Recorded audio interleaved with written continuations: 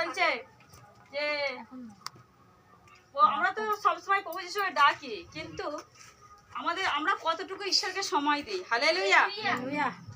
আমাদের জন্য ঈশ্বর তো সবকিছু করছে, কিন্তু আমরা ঈশ্বরের কি কতটুকু সময় দিই? আমরা কি সময় দিতে যাওয়ার আগেই আমরা কি বলি, আজ কাজ আছে, আজ টাকা নেই, কাল পয়সা নেই, এই অজুহাতগুলো দিয়ে দিই। কিন্তু প্রভু যিশু বলছে না, আমাকে যখন ডাকছো আমি তোমাদের কাছে কি ছুটে চলে আসছি। তাহলে আমাদের থেকে কি প্রভু যিশুর কাজটা কম? না, প্রভু যিশুর কাজ বেশি। আমাদের কি কাজ?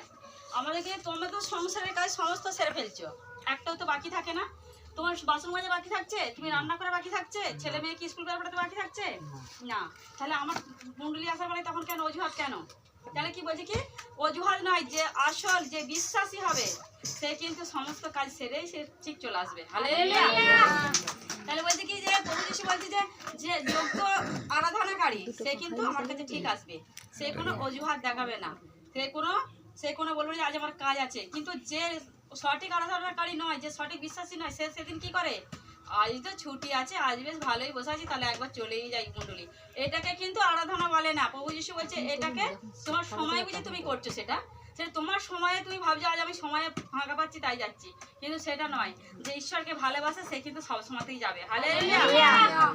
তো আমি তো একটা বাক্যে যাব, লুক লিখিত সুসমাচার 17:1। লুকে 17:1। কালকে এই বাক্যটা ওখানে লোক দিয়েছে, সেইটাই আজকে দিচ্ছি।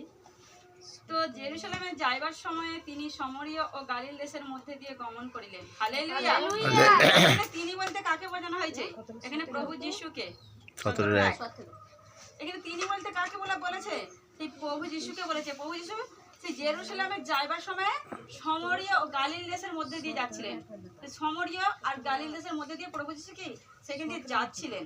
তিনি কোনো গ্রামে প্রবেশ করছিলেন, সেই গালিল দেশের মধ্যে দিয়ে সেই কোনো গ্রামে কি প্রবেশ করছিলেন। হালেলুয়া। এমন সময়ে 10 জন পুষ্টি তাহার সম্মুখে পড়িল। তাহারা দূরে দাঁড়াইয়া আর তাহারা উচ্চস্বরে বলিতে লাগিল, যিশুনাথ আমাদিগকে দয়া করুন। হালেলুয়া। তাহলে 10 জন কি ছিল? কুষ্ঠ রোগী ছিল। সেই প্রভু যিশুর সামনে পড়ে গেছে। প্রভু যিশুকে কি বলছে? যিশুনাথ আপনি আমাদেরকে কি দয়া করুন। হালেলুয়া। হালেলুয়া। কুষ্ঠ রোগীরা তারাও জানে যে প্রভু যিশুর কাছে গেলে আমরা সুস্থ হয়ে যাব। হালেলুয়া। প্রভু যিশুর মুখের কথাতেই সুস্থ হয়ে যাবে, কারণ যে বিশ্বাস করবে তার বাক্য বলছে কি, সেই শতপদী কি বলেছে যে আমার ছাদের নিচে যাওয়ার আমার যোগ্য নয়, আমি যোগ্য নয় আপনার, আপনি ওইখান থেকেই বাক্য বলুন, আমার দাস সুস্থ হয়ে যাবে। হালেলুয়া। তাই কি যে সে বিশ্বাসের সহিত কি বলেছে যে আমাদেরকে দয়া করুন। হালেলুয়া। তাদেরকে দেখিয়া তিনি কহিলেন, যাও যাজকগণের নিকটে গিয়ে আপনাদেরকে দেখাও। হালেলুয়া। প্রভু যিশু এক কথাতেই কি বলে দিল যে যাজকগণের কাছে গিয়ে দেখাও। তাদেরকে কিন্তু একবার বললে তখন কি সুস্থ হও, কিন্তু প্রভু যিশু কি মনে মনে তিনি বলেই দিয়েছে। তখন কি বলছে? যাইতে যাইতে তারা কি সুচিকিত হলো। হালেলুয়া। প্রভু যিশু যা বললো যে তোমার যাজকগণের কাছে দেখাতে যাও, তখন কি যেতে যেতে সুস্থ হয়ে গেল। তাই কি আজ আমরা মণ্ডলীতে এসেছি, কারো হয়তো জ্বর হয়েছে, কাশি হয়েছে, তো এতক্ষণ তো মণ্ডলীতে বসে থাকলাম, কিন্তু কই সুস্থ তো হলাম না। না, বাক্যে কি বলছে? তুমি বাক্য যখন শুনেছো হৃদয় থেকে, মন থেকে, তুমি রাস্তায় যেতে যেতেও সুস্থ হয়ে যাবে। হালেলুয়া। কি আজ হয় না? আমি যেহেতু শুনে এসেছি, আমি কালকেও সুস্থ হব। হালেলুয়া।